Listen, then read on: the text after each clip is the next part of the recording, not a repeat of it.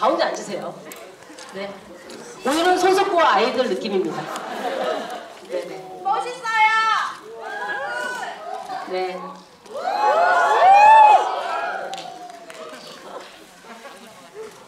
자, 오늘 또 많은 팬분들이 오셔서 뭐 손석구 배우님 그리고 또 저와 감독님을 응원하는 이런 선물까지 너무 감사드리겠습니다. 저희가 잠시 후에 끝나고 다 잘 챙겨가도록 할게요. 일단 두 분 오셨으니까 인사를 좀 해주시겠습니까? 네, 안녕하세요. 영화 찍는 말티즈 손석구 배우의 중마고 찐친 오늘 처음 뵀어요. 네, 영화감독 장준입니다. 반갑습니다. 안녕하세요. 저는 오픈더도어 영화를 보고 영화에 반해서 GV를 자처한 배우 손석구입니다. 네, 여기가 가장 큰 관인데요. 다 꽉 채워주셨습니다. 그리고 영화 끝나고 나서도 잘 뜨지 않고 GV에 앉아 계셔주셔서 너무 감사드리고요. 네, 일단은 오늘이 마지막 GV예요. 하다 보니까 저희 오픈도도의 관람을 유독 이 영화는 N차 관람을 하신 분들이 좀 많더라고요. 영화를 보고 또 보고 하면서 그 영화의 색다른 의미를 또 맛을 느끼시는 분들이 많은 걸로 알고 있는데 좀 이렇게 질문의 난이도나 이런 것들 좀 조절해야 돼서 사전에 한번 좀 여쭤봅니다. GV 여러 번 보신 분 혹시 계실까요? 다행히 많지 않아서 오늘 그러면 첫 GV인 것처럼 제가 다행히 할 수 있겠어요. 했던 얘기를 또 여러 번 하다 보니까 저희로서도 어디까지 어떻게 수위를 맞춰야 되나 했는데 마치 처음 하는 GV처럼 한번 진행해 보도록 하겠습니다. 그럼 감독님께서 먼저 이 영화의 시작점, 어떻게 이 영화를 구상하셨고 만들게 되셨는지를 좀 말씀해 주실 수 있을까요? 예, 한 5, 6년 전에 저랑 또 친한 후배 감독하고 술자리에서 무슨 사건 사고 얘기를 하다가 이 영화의 모티브가 된 실제 사건에 대한 얘기를 듣게 됐어요. 그래가지고 그게 지금부터 30년 전에 미국에서 뉴저지에서 벌어진 사건이었거든요. 그 얘기를 듣는데 굉장히 진짜 그런 일이 있었어? 그런데 그게 그 사건이 당시 미국에서는 이 주류 사회에서도 엄청난 반향을 일으켜서 다큐멘터리로까지 만들어질 정도로 엄청난 사건이었는데 한국에는 거의 안 알려진 사건이었어요. 그래서 영화를 만들면 좋겠다 언젠간 그렇게 생각을 하고 있다가 우리 송은이 대표님을 만나가지고 이 영화를 만들게 됐죠. 네. 그래서 이게 사실은 저희가 2년 전에 촬영이 됐었고 작년에는 부산국제영화제에 또 초대가 돼서 또 이렇게 많은 분들이 또 자리를 꽉 채우셔서 매진으로 또 저희가 또 굉장히 기쁘기도 했었는데 일단은 정말로 그 손석구 배우님이 이 영화를 보고서 GV를 자처했다 이렇게 좀 저희 기분 좋으라고 해주신 얘기일 수 있겠지만 영화를 어떻게 보셨는지가 진짜 궁금해요. 근데 지금 좀 많이 늦은 감이 없지 않아 있지만 제가 가운데 하는 게 지금이라도 좀 바꿔야 되지 않나 싶은데 제가 그러면 불편하시면 네.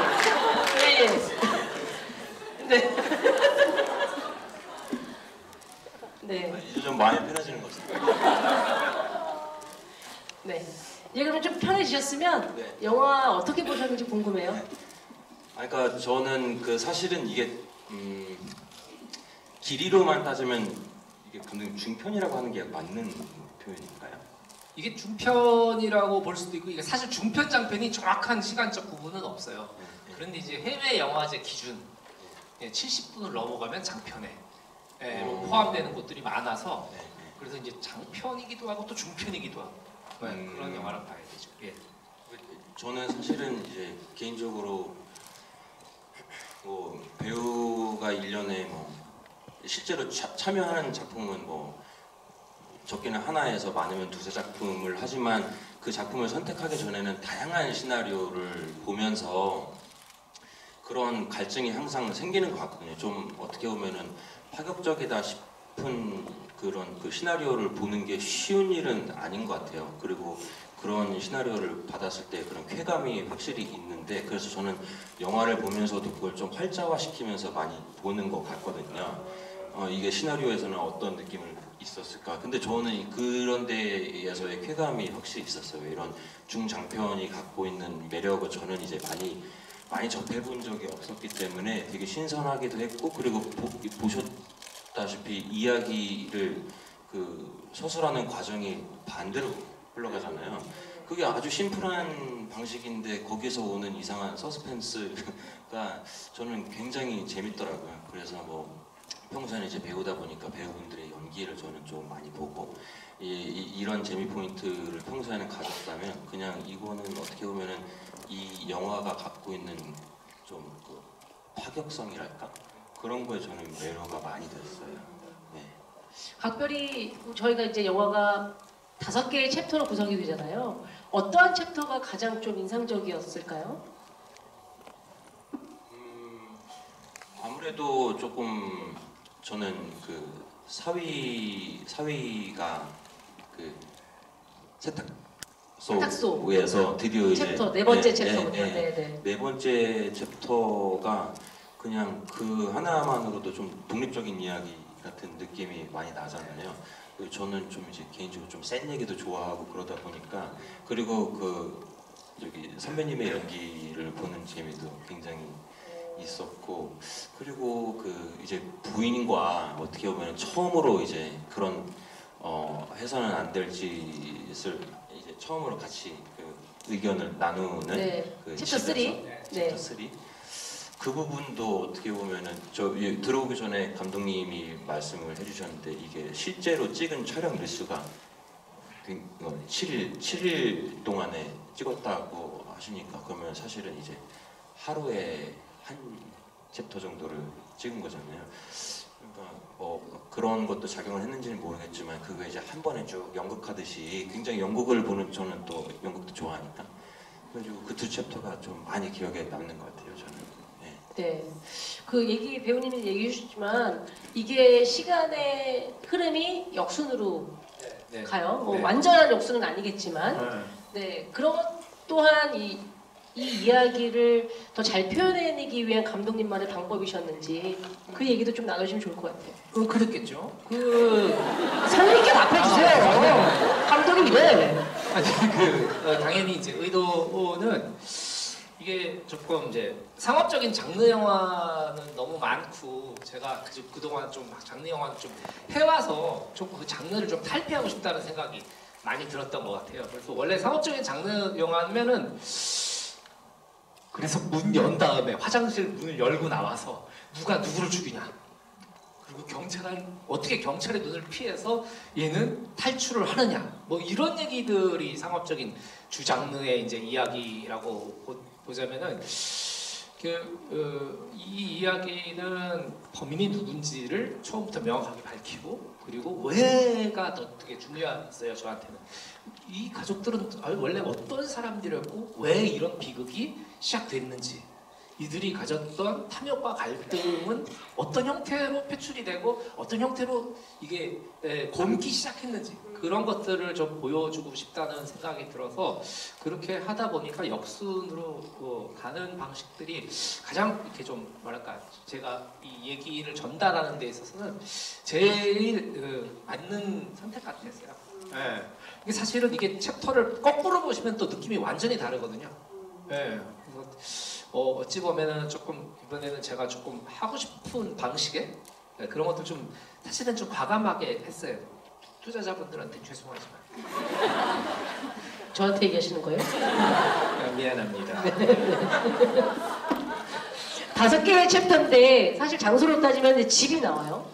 또 이제 뭐 지금 이 챕터 1에서 시작되는 그 문석과 치훈의 이야기가 시작되는 그 챕터 1, 그 다음에 2번째 집은 그 과거로 넘어가서 그 캐서린과 문석이 모의를 하는 그 집, 그리고 챕터 5에 이제 완전히 과거로 들어간 이 집에 처음 이사 왔던 어떤 그 즈음에 맑은 날의 집, 그렇게 나오는데, 사실 이건 촬영 비하인드를 좀 얘기해 주셔도 될 것 같습니다. 이제 영화가 많이 공개가 됐으니까. 그 집을 3일 만에 그렇게 챕터 3를 찍으셨잖아요. 아, 그렇죠. 네. 알고 계시네요. 아니 그 관객분들은 모르시니까. 예. 네. 일단은 저희가 이제 제작비가 상당히 없었음에도 불구하고 미국 집을 찾아야 됐었어요, 국내에서. 예, 왜냐면 진짜 우리가 미국에 가서 다 그렇게 할 수가 없잖아요. 그래서 한국에서 미국 집의 형태를 갖고 있는 집들을 이제 막 찾아다니기 시작한 거예요. 그래가지고 어디지? 평택인가? 어디인가요? 화성. 아, 화성이에요. 여러분 지나친 운주는 안 됩니다. 거기 이제 집을 찾았는데 동네하고 외관은 비슷한 데를 찾았는데 막상 그 안에 들어갔더니 한국 사람들이 지은 집이잖아요. 그러니까 한국의 주거 형태로 돼 있어요. 밖에서 볼 때는 미국 집인데 안에는 한국 집처럼 딱 돼 있어요. 누가 봐도 한국 집이에요. 그래서 좀 더 찾아보자, 좀 더 찾아보자 해서 도저히 찾을 수가 없어서 이제 세트를 짓자고 말씀을 드려서 집 세트를 짓게 됐고, 그러면서도 이제 또 제작비를 줄여야 되니까 세트비가 들어갔으니까 뭐 이게 좀 그런 것들에서 좀 시간에 좀 쫓긴 네. 그런 조금 아쉬움이 있었던 것 같아요.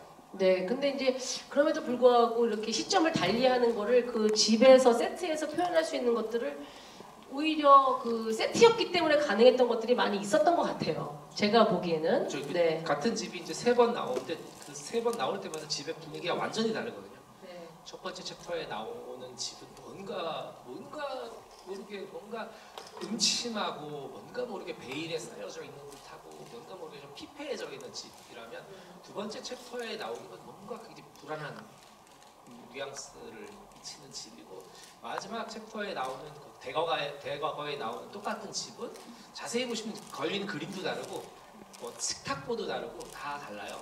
커튼 색깔도 좀 다 조금씩 다르고, 그래서 그런 것들이 우리가 느낄 수 있는 그 제가 항상 스태프들한테 얘기했던 거는 마지막 챕터의 집은 일요일에 오뚜기 카레를 먹는 오후 같았으면 좋겠다.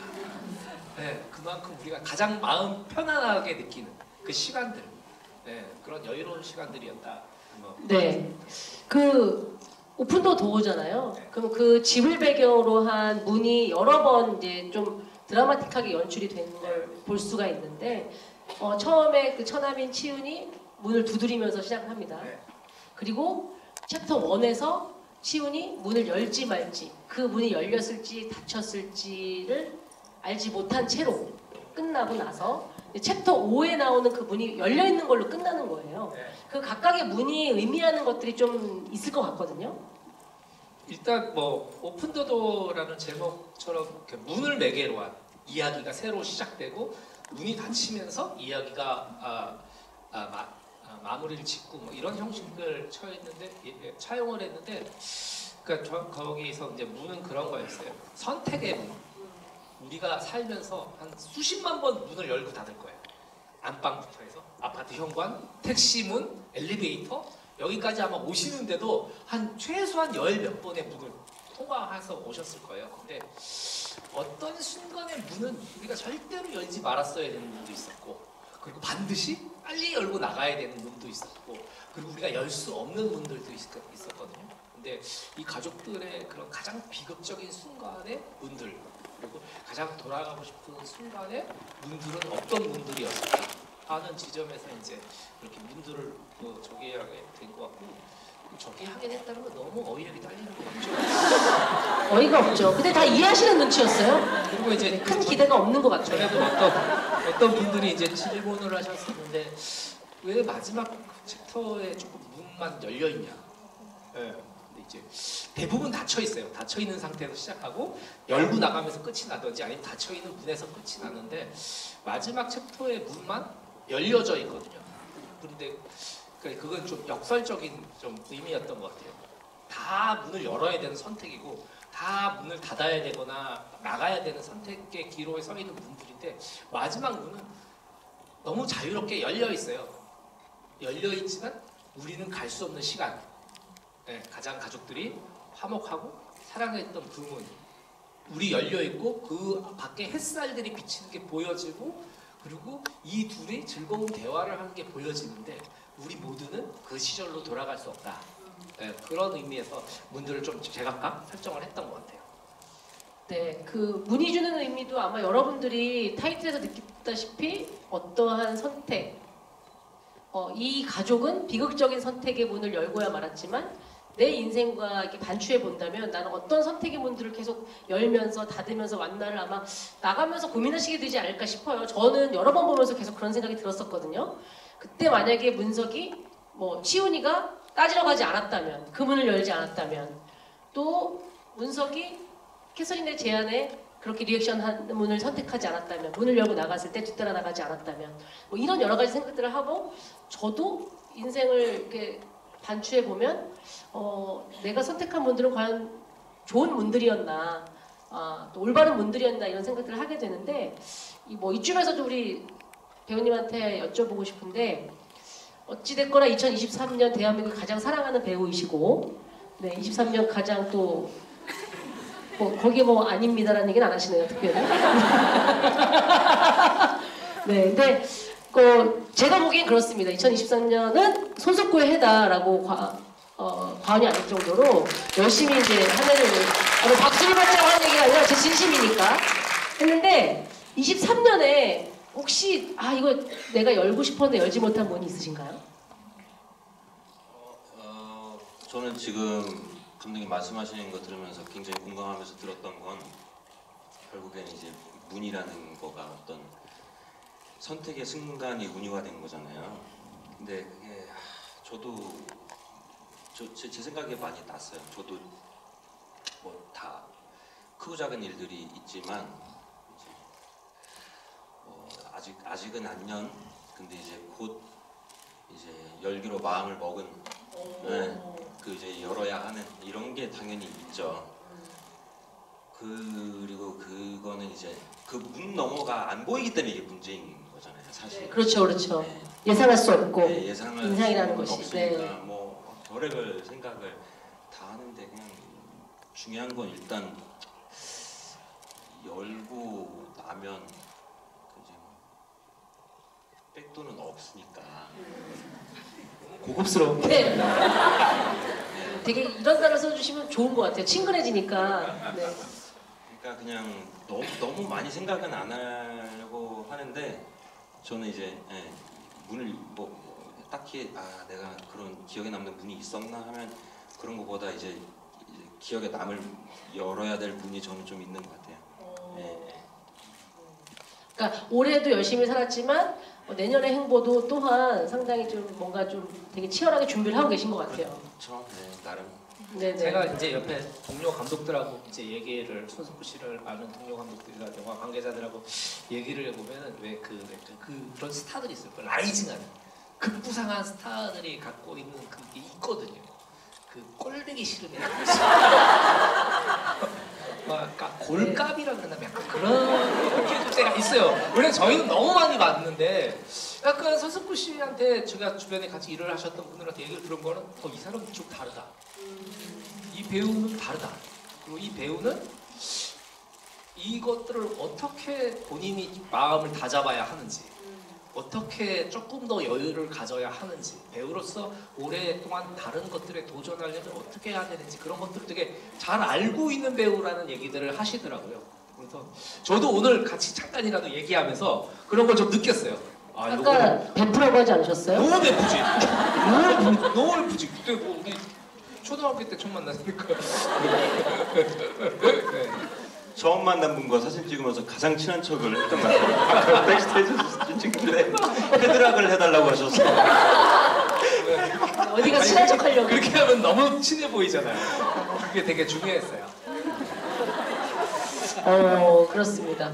영화를 되게 좀 깊이 있게 잘 봐주신 것 같아요. 지금 말씀을 들어보니까. 그런데 저희 이제 영화 현장에서 있었던 배우분들 간의 이제 연기나 호흡도 이제 빼놓을 수 없는 이제 화제가 되고 있는 이야기들인데 이제 오셨으니까 갑자기 드는 생각인데 거기에 가끔씩 영어 대사가 튀어나와요. 네, 배우분들이 그건 어떠셨어요? 그분들이 되게 현장에서 되게 힘들어하셨거든요. 왜냐면 두 분은 영어권에서 살던 적도 없고 그러한 욕을 해본 적 18은 자주 해봤지만 그리고 뭐 FU 뭐 이런 거는 많이 안 해봤다. 되게 어려워했었거든요. 한 분은 강릉 출신이고 한 분은 청주 출신이에요.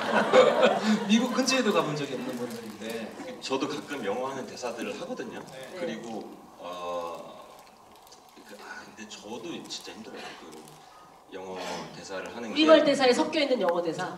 그쵸. 그리고 저는 거의 뭐 이렇게 영어 대사를 많이 해야 됐던 그런 역할들도 가끔가다 있었는데 그 부담감이 너무 커요. 저는 사실은 뭐 10대 중반부터 20대 전체를 다 이제 미주 북미권에서 살았음에도 불구하고 아니야 그래서 저는 20대 때는 20대 후반 30대 초반 때는 한국말로 연기하는 게 어려웠었어요. 그런 정서가 잘 탑재가 안 돼 있어서 네. 그러다가 이제 이게 우리나라에서 살면서 이렇게 나 이거 잘했던 것 같은데 이게 너무 어렵고 긴장이 많이 되고 그래서 저는 이제 아마 배우분들이 ADR을 많이 요구하지 않나요? 현장에서 영어 푸시 대사를 녹음? 하다 다시 녹음하는 거. 사실 배우가 제일 신경 쓰이는 거잖아요. 이게 자연스럽게 안 네, 미칠까 안 봐. 되면 그러면 너무 이제 가짜처럼 또 보이면 안 되니까 네. 영어 그게 아 그래도 참 인상적이에요. 그때는 한국말로 연기하는 게 더 어려웠다. 이런 너무 교포 스멜이 굉장히 고급지고 아니 그러실 것 같아요. 왜냐면은 완전히 영어로 된 어떤 극을 하게 된다면 처음부터 끝까지 영어를 잘하면 되는 건데 이게 이제 막 한국 사람이 하는 영어라는 게 또 있잖아요. 그 톤이 그런 점들이 좀 영어 연기를 순간순간하게 근데 또 이게 어렵죠. 캐릭터분들은 이게 뭐라 그러지? 이민? 태어난 게 아니니까 아니잖아요. 네, 맞아요. 이민을 가는 거죠. 네. 한국에서 이민을 가는. 그래서 저는 그게 되게 리얼했던 것 같은데 아, 네, 오히려 너무 완벽한 게 아니라 그래서 대부분 이제 좀 성장기를 마치고 이민을 간 가족들이고 이제 막내를 제외한 막내는 이제 어렸을 때 네. 이민을 갔던 이제 설정이었는데 그런 것들의 사실 수위가 지금 말씀하신 것처럼 그러면 그렇게 간 이민 1세대들의 영어는 어때야 하나 그런 것들을 조금 자문을 많이 받았었던 것 같아요. 네네. 요 정도 쓰면 된다 이제 교포분들 만나뵙고 네. 좀 감수를 받고 그랬었던 것 네. 같아요. 일단은 우리 그 뭐 막내 역할에 우리 서영주 배우가 네. 있었고 또 청주 출신의 이순원 배우가 있고요. 강릉 출신의 김수진 배우가 나오지 않습니까? 그렇게 캐스팅을 하시게 된 비화가 있을 것 같아요. 굉장히 연극 쪽에서 그 연기로 좀 소문이 나신 분들을 일부러 캐스팅하셨잖아요. 네, 맞아요. 서영주 배우는 전혀 알지 못했던 분인데 그 20대 배우들을 오디션을 되게 많이 봤었어요. 되게 많이 봤었는데 사실은 서영주 배우가 맡았던 역할은 그렇게 쉬워 보이지만 이렇게 쉬운 역할은 아니거든요. 그런데 그거 자체를 아주 그 짧은 시간 동안에 보여줬어야 되는데 그래서 사실 감독으로서 여유를 크게 못 준 미안함도 좀 있고.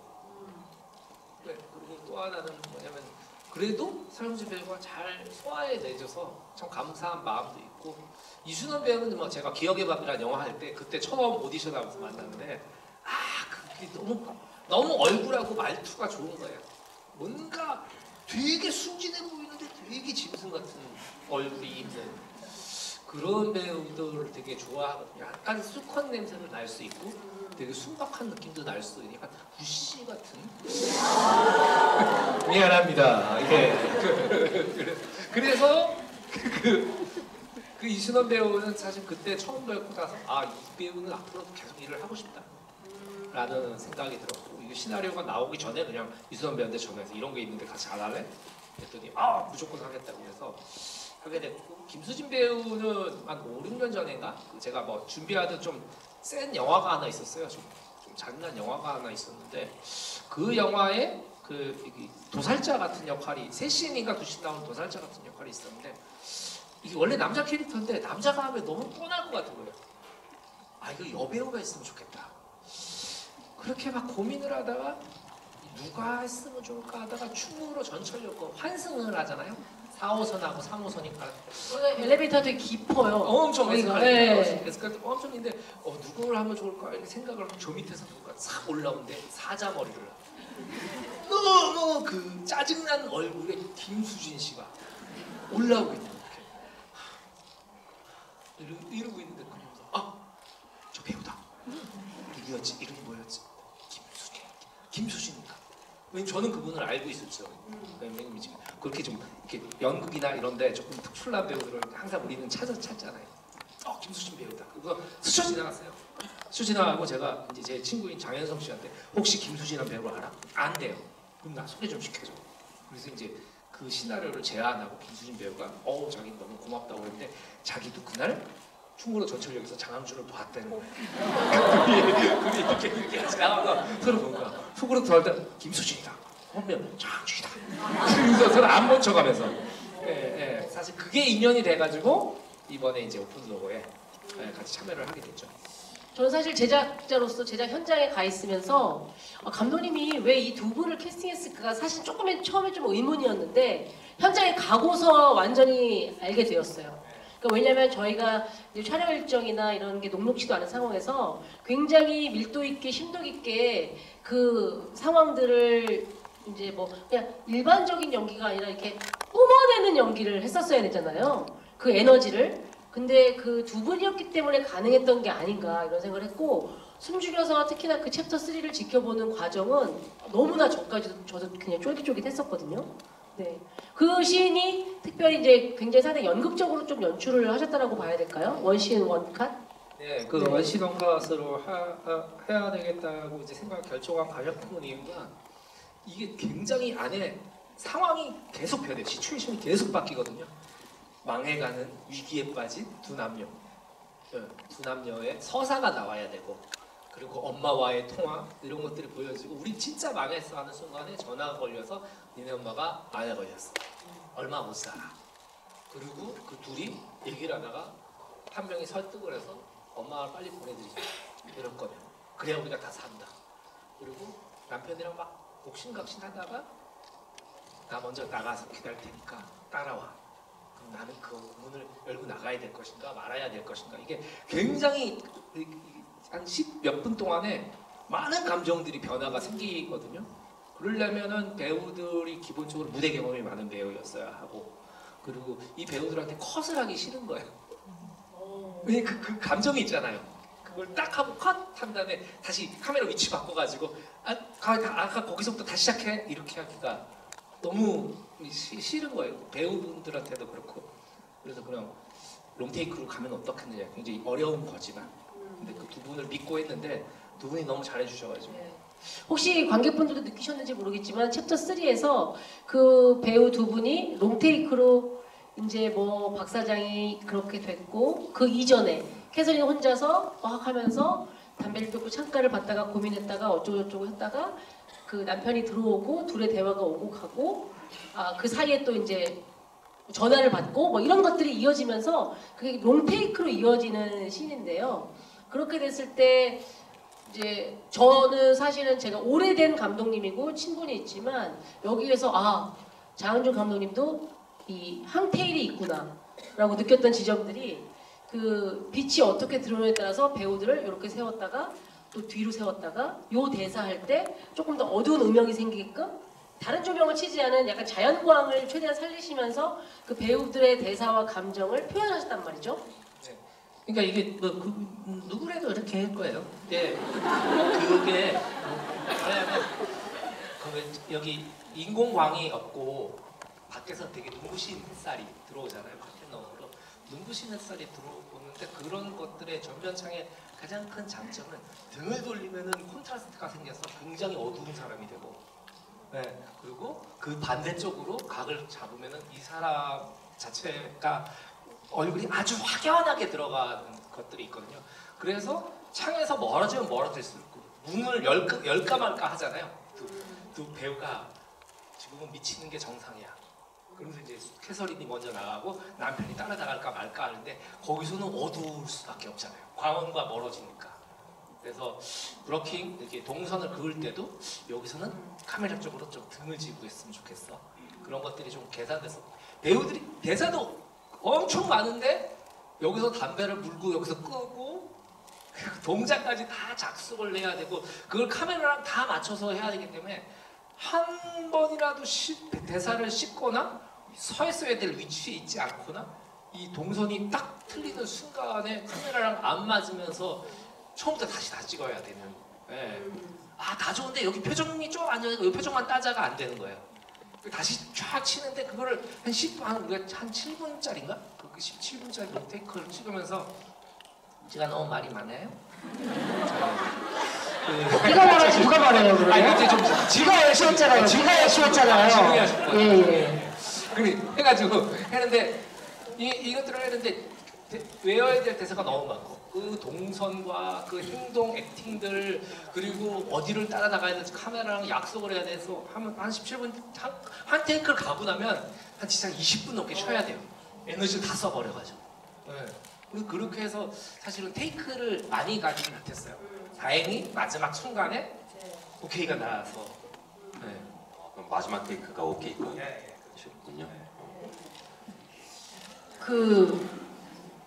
더 다른 거 궁금한 건 없으세요? 목소리가 너무 듣기 좋아가지고.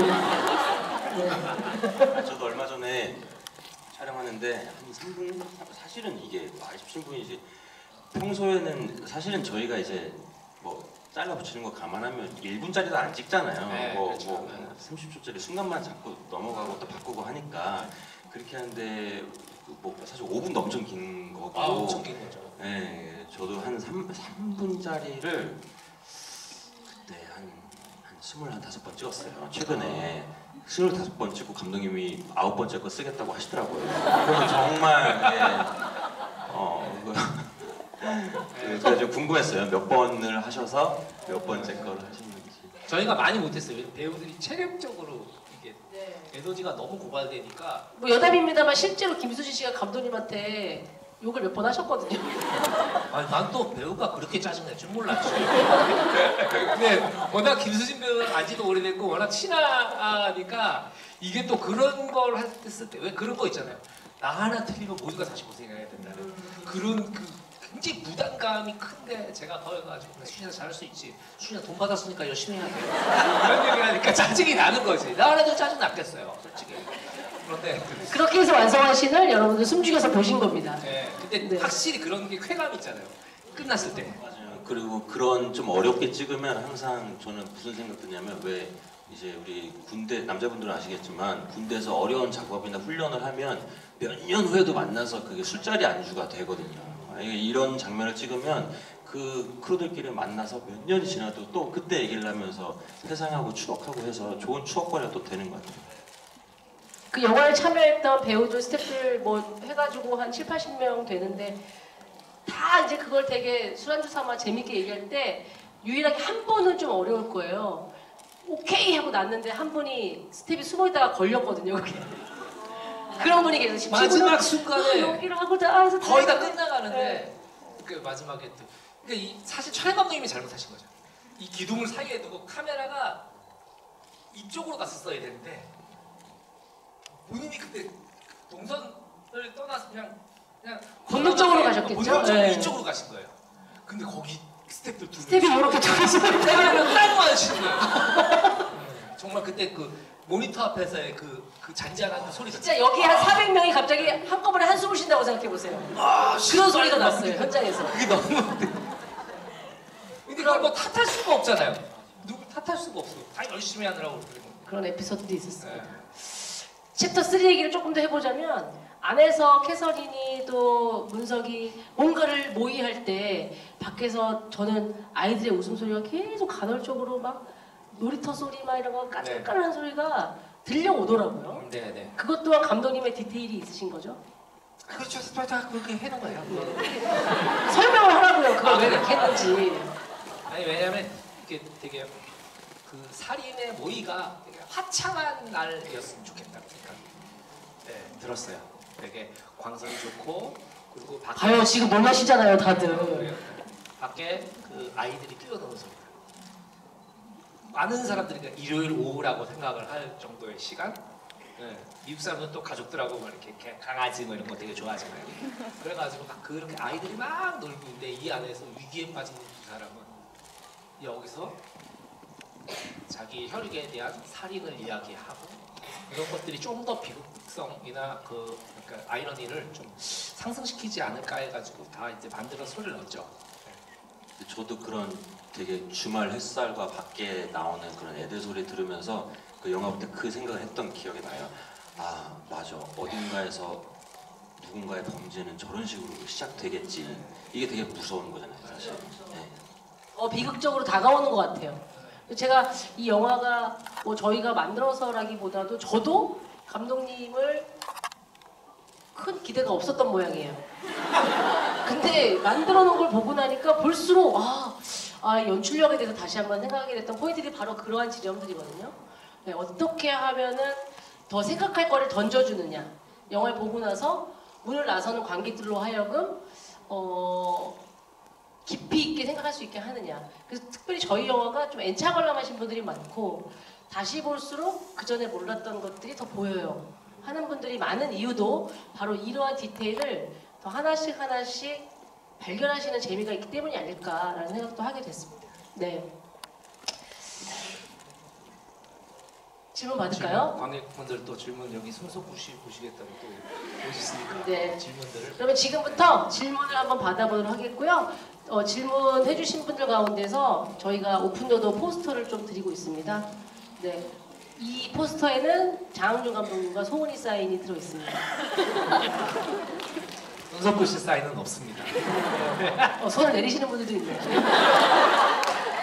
자, 여기 제일 가운데에서 들어주셔가지고요. 네.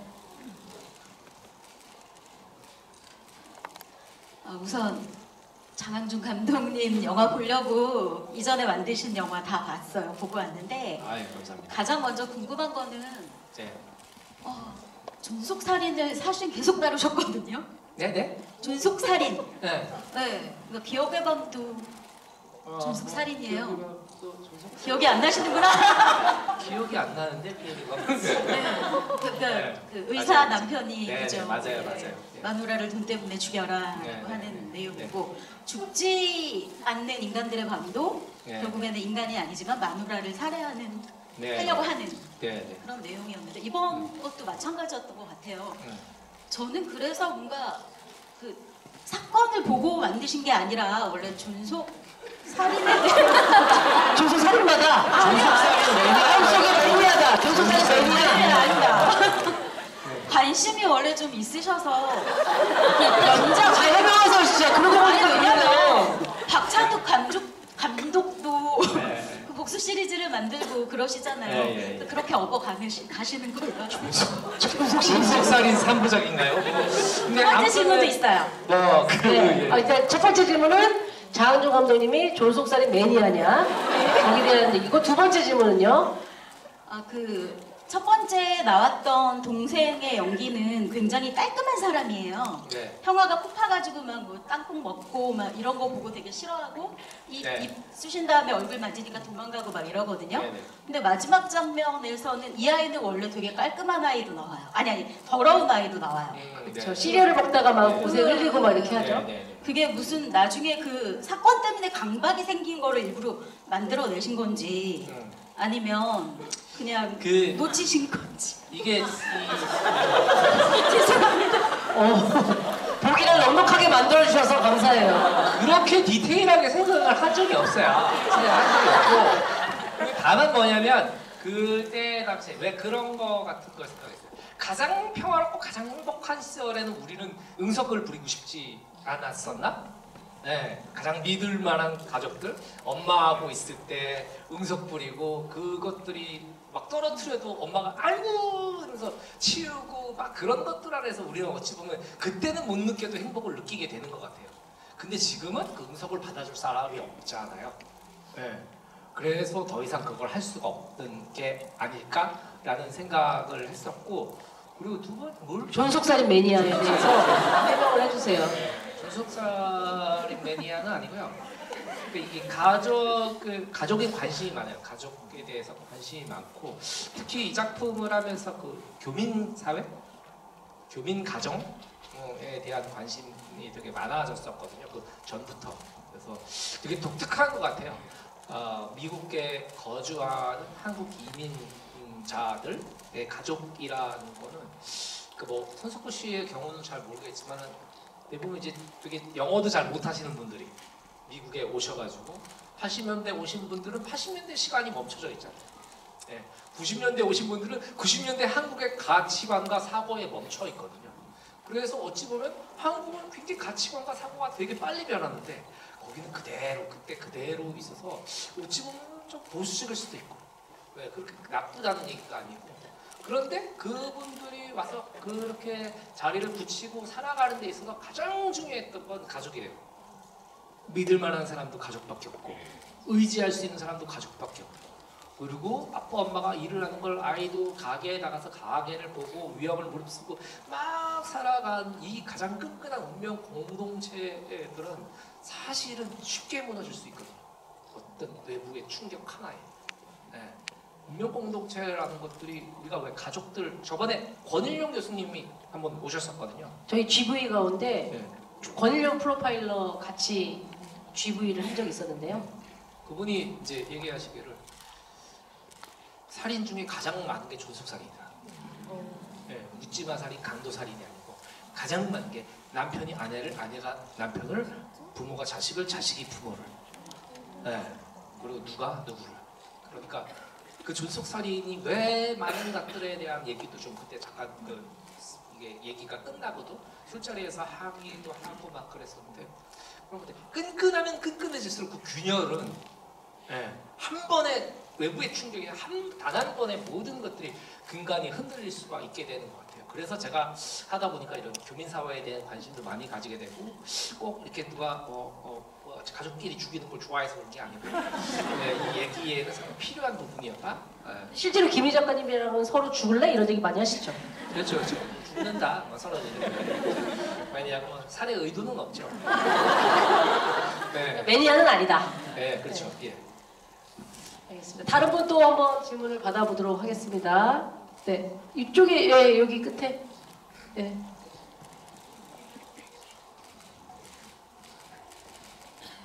배우님이 그 작품을 고를 때 감독님 보고 많이 고른다고 하셨는데 왜 두 분은 아직 작품을 안 하셨는지.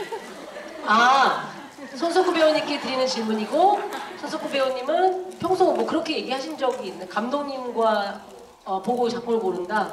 근데 이제 장항준 감독님은 베프임에도 불구하고 작품을 한 적이 없느냐? 여기 질문이시네요. 아, 또 질문으로 매기시는 경우도 흔치 않은데. 배우끼리 하는 게 오히려 더 어려울 수도 있어요.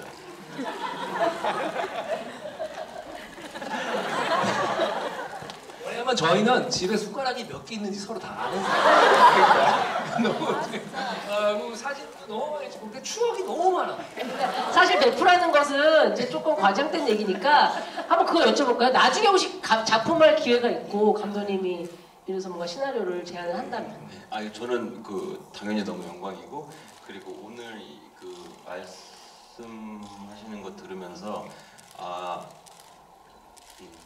그게 뭔가 달변가의 포스에 그 감독님의 디렉션을 듣는 게 굉장히 재밌겠다라는 생각을 지금 그 존속살인이 질문과 이거에 대해서 정말 오랫동안 생각을 해오셨고 존속살인에 관한 생각이 저는 되게 지금도 마지막 말씀하실 때 한 편의 영화를 보는 것 같았어요.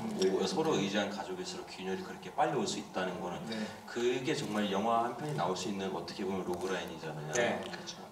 근데 그런 말씀을 너무 정말 빠져들었어요. 그래서 그 얘기를 들으면서 생각도 그 순간 되게 많이 하게 됐고 그래서 더 그런 마음이 올라가고 제가 예전에 여러분들 노이라는 영화 아세요? 노.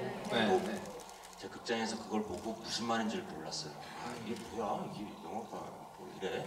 이러고선 이동진 평론가님의 유튜브를 보고 이게 엄청 재밌는 영화였구나 그렇게 깨달은 적이 있었거든요. 그러니까 그런 어떤 그 영화를 바라보는 시선들이 굉장히 농익으신 분들의 이야기 들으면 재밌잖아요. 네, 그렇죠.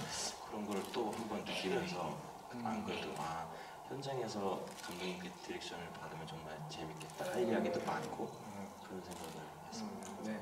근데 또 이렇게 얘기를 저 합방을 막 보이다가 시나리오를 또 보내면은 연락이 안 돼. 아니 농담이고요. 사실 왜 감독님을 보냐면 감독님은 제가 동료 감독들을 봐도 진짜 영화를 잘 찍는 감독들은 시나리오부터 달라요. 뭔가 달라요. 그리고 시나리오가 미진해도 이 사람은 잘 고칠 거야 라는 믿음이 저희끼리도 있거든요. 네, 저희끼리도 있기 때문에 그거는 너무 당연한 네, 선택이라고 생각하고 손석구 배우님도 뭐 근데 감독은 좋은데 시나리오가 정말 형편없는 경우 잘 없지만 그렇게 되면 또 안 하시겠죠. 그러니까 분발하세요. 손석구 배우의 작품을 하는 그날까지 파이팅. 네, 저 너무 영광이죠. 자, 다음 질문 보겠습니다. 조금 위로 가볼까요? 네, 이쪽 라인 계단에서 검정색 티셔츠 입으신 분. 네, 빈자리 뒤쪽에 계신 분.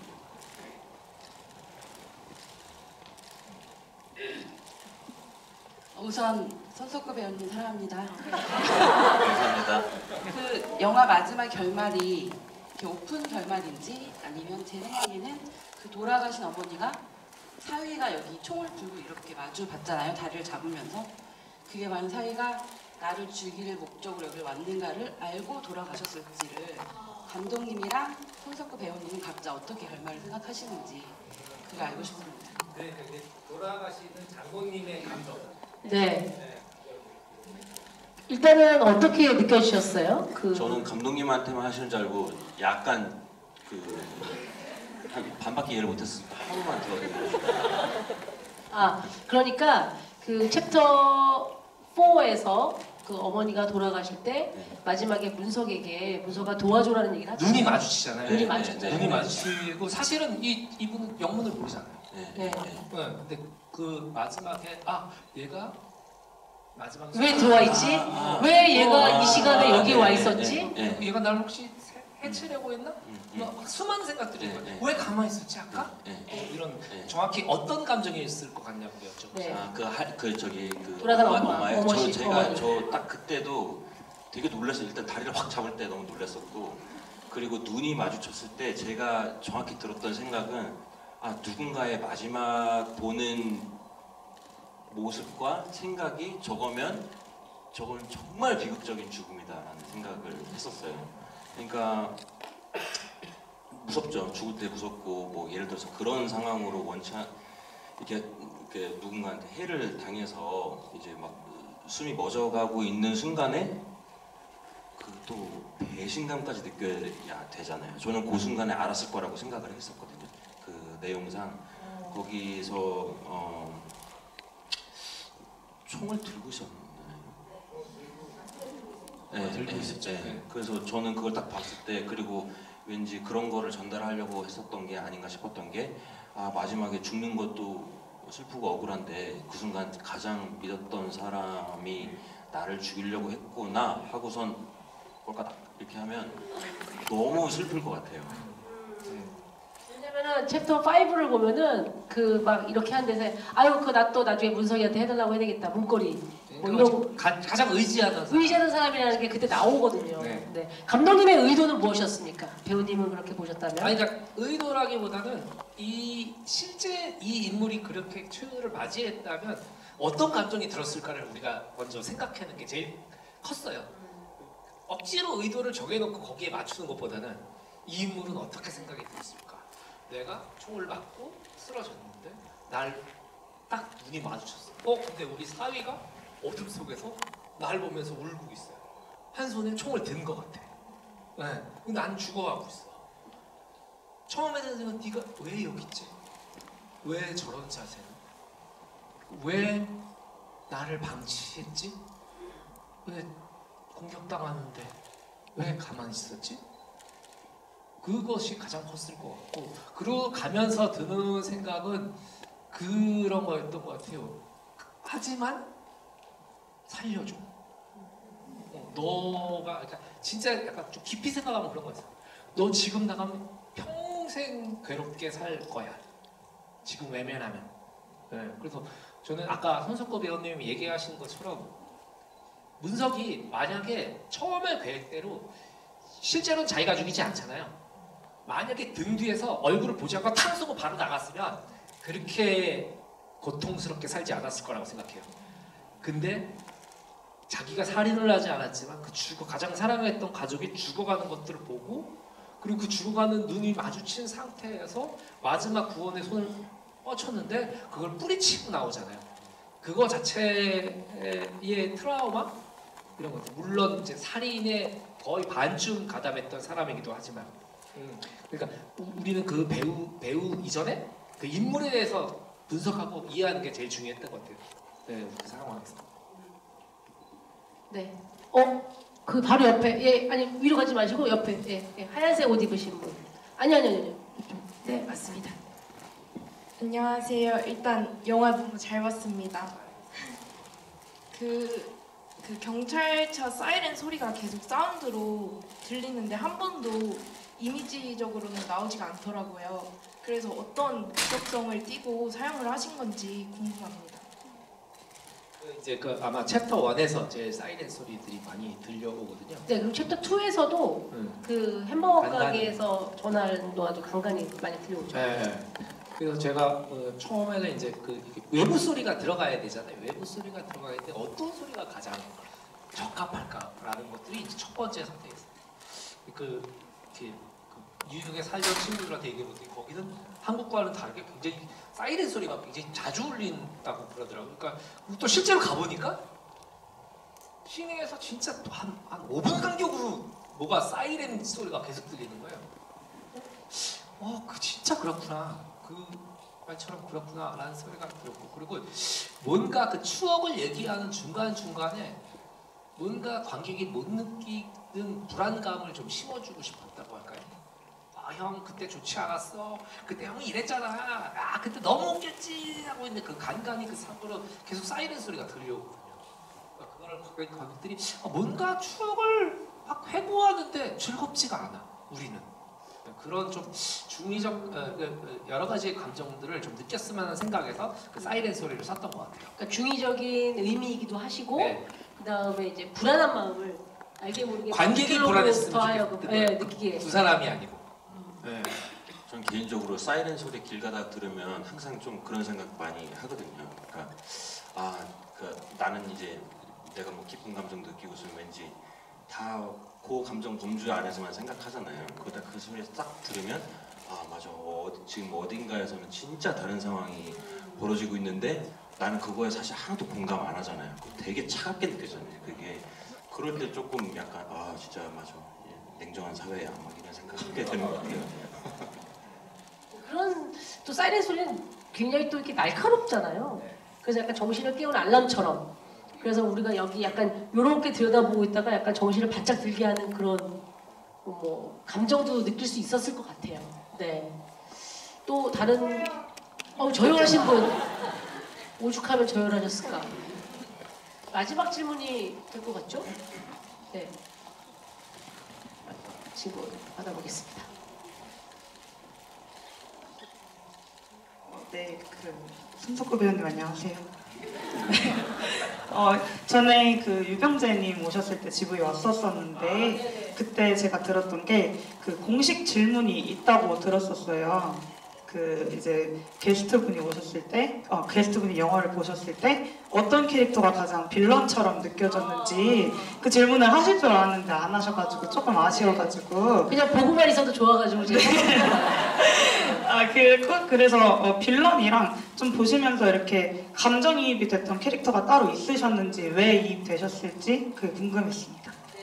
사랑합니다. 배우님께 사랑 고백과 더불어서 질문을 해주셨는데 이 영화에서 가장 빌런은 누구라고 생각하셨는지가 이제 뭐 공식이라기보다 이게 공교롭게도 첫 번째 GV 때 이제 김숙 씨랑 같이 GV를 했는데 김숙 씨가 자기가 생각하는 빌런은 박 사장이다 이렇게 얘기를 해가지고 그때부터 흘러왔던 거예요. 그 챕터 3의 캐서린이 계속 박 사장 욕을 하잖아요. 그 새끼 뭐 라스베가스 가서 갬블할 때도 치사했고 뭐 물건 갖고 튀었고 뭐 이거 뭐 사업에서 손 떼려고 한다. 그래서 시작이 됐다. 그게 이제 김숙 씨의 논리였거든요. 네. 저는 아마 그게 두 번째 누가 공감이 됐는지를 먼저 답을 해야 주관적인 답변이 될 수밖에 없는 누가 빌런인가가 나올 것 같은데 제가 가장 공감을 했던 건 이제 사위라는 말이에요. 특히나 그 부분이 다 그러니까 노력하면 다 공감할 수 있죠. 근데 저한테 팍 왔던 장면은 마지막에 자기 장모님을 그렇게 등지고 저는 뛰는 장면 있잖아요. 내가 오늘 그 얘기를 할 기회가 없으면 나가서라도 감독님한테 나는 그 소감을 말씀드리고 싶다 했었는데 그게 말씀하신 것처럼 등에 쌌으면 그 순간 그렇게 안 뛰었을 것 같단 말이에요. 마치 쫓아오는 귀신을 이렇게 막 뛰어낼 때 우리가 소름 돋은 채로 막 뛰는 그 기분 아시죠, 여러분? 혼자 저녁에 어디 무서운 데 가서 뛰면 뛸수록 더 소름 돋는 그 느낌 아시죠? 나는 그게 되게 느껴졌었어요. 그러면서 막 그러니까 결국에는 그 경험을 하고 이 사람은 이제 귀신하고 같이 살아야 되는구나, 이런 느낌이었단 말이에요. 근데 그게 자기가 저지른 과오 이제 카르마 같은 걸 수도 있고 떨쳐낼 수 없는 귀신하고 같이 살아야 되는 저 기분은 나도 참 안다. 너무 직관적으로 왔던 장면인 것 같아요. 굉장히 막 거칠게 뛰어가잖아요. 네. 막 소리를 지르면서 네. 쫓아오지 말라고 막 네. 애원을 하는 것처럼 네. 그 남자의 입장이 공감이 되다 보니까 저라면 그 남자는 분명히 이 생각은 했을 것 같아요. 내가 저 여자랑 결혼만 안 했어도 이런 생각을 하게 되지 않을까. 사람이 약해지면 탓을 하기 마련이잖아요. 좀 시간이 지나서야 그래 내 잘못이지 하겠지만, 그러다 보니까 저는 그 남자의 입장에서는 자기가 처음에 너무 사랑해서 이렇게 먼저 집에 찾아오고 했었던, 자기가 찾아갔던 그 부인이 빌런이 될 수도 있지 않나 하는 생각을 했었어요. 답변이 다 된 거죠? 네, 좋습니다. 자, 이렇게 마지막 질문까지 맞춰봤고요. 저희 오픈도어 GV 이제 마무리를 해야 될 것 같습니다. 끝인사를 좀 두 번 해주실까요? 네. 저부터 할까요? 아무래도 오늘 조용필이시니까. 조용필이시니까 뜻을 잘 모르세요. 그래요? MZ분들은 맨 마지막에 나온다. 이런 뜻이. 그러니까 옛날에 이게 쇼 프로그램에 조용필 선배님이 늘 엔딩을 찍으셨거든요. 네. 그 얘기를 하신 거예요. 여기 설명 안 했으면 큰일 날 뻔했다. 왜 아무도 모르시잖아요. 소속 그럼 왜 누가 알아? 조용필이란 거지? 네, 그러니까. 네. 이 사실 간혹 되게 궁금해하시는 분들이 계셔서 그 화장실에서 문을 열고 났다면 어떻게 되냐? 그러니까 결과적으로는 이제 처남이 매형을 죽이고요. 그러니까 원래 모티브한 실화가 있는 내용은 그렇다라는 얘기를 해주시는 겁니다. 처남은 30년째 보육 중이고, 매형 죽었고, 누나도 정신용을 살고 있고, 그런 아무튼 그 실제 모티브가 된 사건은 이제 그런 식으로 전개가 됐고, 그리고 마지막으로 제가 인사를 드리면서 드리고 싶은 말씀은 앞으로 여러분들이 살아가시면서 수많은 문을 지나고 열고 닫고 하게 되실 거예요. 부디 여러분들과 여러분들이 여는 문은, 여러분들과 여러분 가족들이 여는 문은 행복이 가득하고 희망이 있고 편안함이 있는 문이었으면 좋겠습니다. 감사합니다. 네, 감사한데 그리고 끝인사를 좀 해주세요. 요즘에 집에서 좀 쉬고 있기 때문에 거의 치과 수준으로 이렇게 있다가 관객분들도 만나고, 그리고 이제 선배님과 감독님과 이런 영화 얘기 나누니까 그냥 매우 즐거운 시간이었습니다. 그리고 또 이런 자리 있으면 만나뵐 수 있으면 좋겠고, 집에 가서 이제 시간이 되면 오픈도어 한번 더 볼 생각입니다. 감사합니다. 네, 배우님이 마침 이야기를 잘 해주신 게 이제 오픈도어를 집에서도 보실 수가 있게 되었습니다. IPTV에서도 이제 공개가 돼서 아마 집에 가시면 또 보실 수가 있게 될 것 같고요. 물론 이제 가족들과의 감정이 안 좋은 상태에서는 같이 보시길 추천드리지 않고요. 네, 뭔가 심정이 복잡할 때 한 번씩 꺼내서 여러분의 인생에 좀 이렇게 생각할 거리를 던져주고 또 생각이 정리되는 그런 영화가 되었으면 좋겠습니다. 저희가 개봉 때부터 지금까지 GV 여러 차례 했는데 여러 차례 와주신 분들, 또한 오늘 이 자리에 와주신 분들 너무 다시 한번 감사를 드리겠습니다. 손석구 배우님과 함께한 오픈도어 GV 여기서 마치도록 하겠습니다. 감사합니다. 자, 두 분은 자리하시면 될 것 같고요. 제가 또 안내 말씀을 하나 전해드리도록 하겠습니다. 자, 그리고 우리 스태프분들 요것만 좀 이렇게 같이 챙겨가 주시면 좋을 것 같습니다. 요거 여기 있는 거에 이제 우리 손석구 배우님 팬분들이 주신 거 따로 잘 챙겨주시고요. 요 편지까지 있으니까 네, 요거 우리 매니저님이 오셔서 요거 챙겨가시면 될 것 같아요. 네, 저희 우리 네.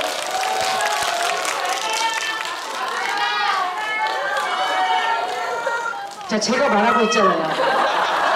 얘들아, 내가 말하고 있잖아요.